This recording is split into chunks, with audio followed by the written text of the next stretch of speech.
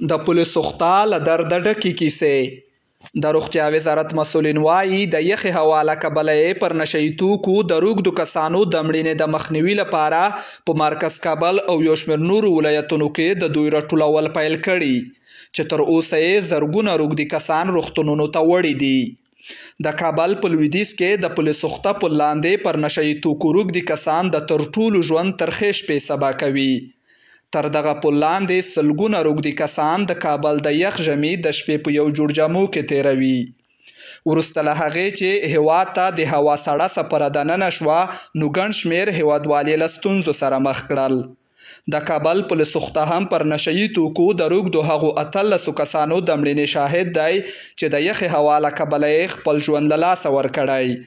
دلته یوازې د 18 کسه نه وو بلکې سلګونه نور هم د مرګ له خطر سره مخ دي.